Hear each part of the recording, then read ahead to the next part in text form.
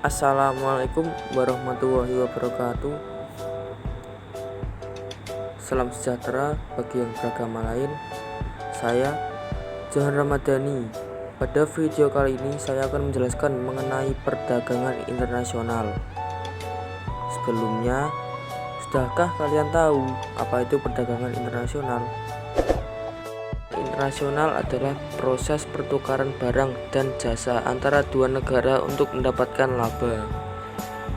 Perdagangan internasional juga dapat diartikan sebagai sejumlah transaksi jual beli di dalam negara lain yang berbentuk ekspor dan impor demi mencapai keuntungan bagi kedua belah pihak.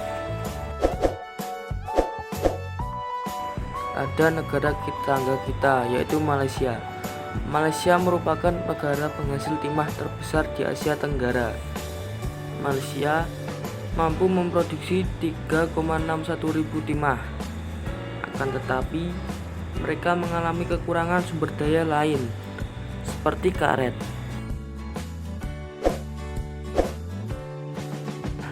Sedangkan Indonesia merupakan penyumbang karet 21% dari produksi karet dalam dunia. Sehingga perbedaan potensi sumber daya alam yang dimiliki kedua negara tersebut akan menyebabkan terjadinya perdagangan internasional. Malaysia menjual timah ke Indonesia dan sebaliknya Indonesia menjual karetnya ke Malaysia. Aktivitas perdagangan internasional ini akan menimbulkan kegiatan ekspor dan impor. Ekspor merupakan kegiatan mengirim atau menjual barang ke luar negeri. Sedangkan impor merupakan masuknya barang dari luar negeri ke dalam negeri dalam alasan dijual belikan. Lalu, faktor apa sajakah yang menyebabkan perdagangan internasional? Berikut ini merupakan faktor-faktor yang menyebabkan perdagangan internasional. Pertama, yaitu perbedaan sumber daya alam. Sumber daya alam yang dimiliki oleh masing-masing negara tidak akan sama dan mengakibatkan perbedaan hasil produksi dari negara tersebut berbeda-beda. Dengan adanya akibat tersebut, maka muncullah keinginan dari suatu negara untuk memiliki produk yang tidak bisa diciptakannya itu. Kedua adalah perbedaan ilmu pengetahuan dan teknologi. Negara yang menguasai ilmu pengetahuan dan teknologi tentunya akan mampu memproduksi barang dan jasa yang lebih banyak, bermutu dan efisien dibandingkan negara yang tidak menguasainya. Yang ketiga, ada perbedaan lain, yang antara lain perbedaan harga barang, perbedaan upah dan biaya produk, serta perbedaan selera. 4. Ada perbedaan sumber daya manusia. Ketersediaan sumber daya alam mestinya memerlukan daya dukung kemampuan sumber daya manusia. Suatu negara yang mempunyai sumber daya manusia yang dilihat dari segi kualitas, maka akan menghasilkan barang dan jasa yang mutu atau kualitas yang baik. Yang kelima, ada perbedaan budaya. Perbedaan budaya suatu negara akan sangat memengaruhi barang yang dihasilkan. Misalnya, seni ukir.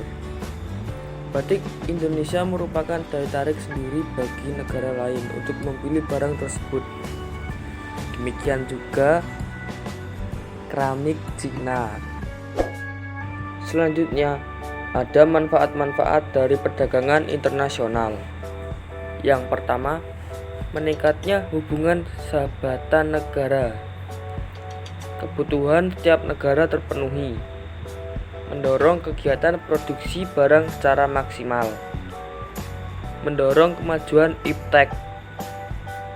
Setiap negara dapat mengandalkan spesialisasi produksi dan yang terakhir memperluas lapangan kerja. Setelah mengetahui pendorong dan manfaat perdagangan internasional, Berikut ini merupakan hambatan dari perdagangan internasional. Yang pertama, ada perbedaan mata uang. Hambatan perbedaan internasional yang paling sering terjadi yaitu perbedaan nilai mata uang. Jika nilai mata uang pengekspor lebih tinggi, maka yang mengimpor harus mengeluarkan banyak uang untuk kurs. Yang kedua, ada kualitas sumber daya yang rendah. Rendahnya kualitas tenaga kerja dapat menghambat perdagangan internasional. Apabila sumber daya manusia rendah, maka kualitas dari hasil produksi akan rendah. Dan sebaliknya, hal ini tentunya menjadi penghambat bagi negara yang bersangkutan untuk melakukan perdagangan internasional. Yang ketiga, adanya kebijakan impor dan ekspor dari suatu negara. Yang pertama adalah tarif impor. Apabila tarif impor tinggi, maka barang akan menjadi lebih mahal dalam negeri. Yang kedua, ada kuota. Kuota merupakan kebijakan untuk membatasi impor dan ekspor. Yang ketiga, ada dumping. Dumping adalah kebijakan menjual barang di luar negeri lebih murah dibanding di dalam negeri. Proteksi, kebijakan untuk melindungi produk dalam negeri. Yang keempat, ada pembayaran yang sulit. Saat melakukan transaksi, negara pengimpor akan mengalami kesulitan dalam hal pembayaran. Apabila pembayaran dilakukan secara langsung, hal itu akan mengalami kesulitan dan resikonya juga besar. Oleh karena itu, negara pengekspor tidak mau memakai uang tunai, melainkan melakukan pembayaran melalui keliling internasional. Terjadinya perang.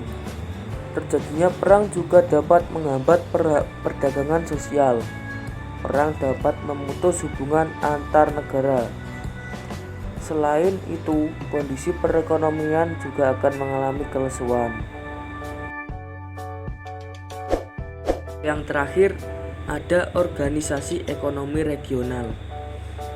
Biasanya, dalam suatu wilayah regional terdapat organisasi ekonomi.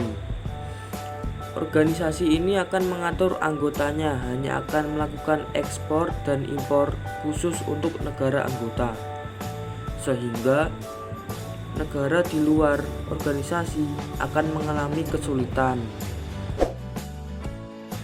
Bagaimana? Apakah kalian sudah memahami apa yang saya sampaikan? Terima kasih telah menyimak video pembelajaran ini hingga selesai. Jika ada salah kata yang saya ucapkan, saya mohon maaf sebesar-besarnya. Wassalamualaikum warahmatullahi wabarakatuh.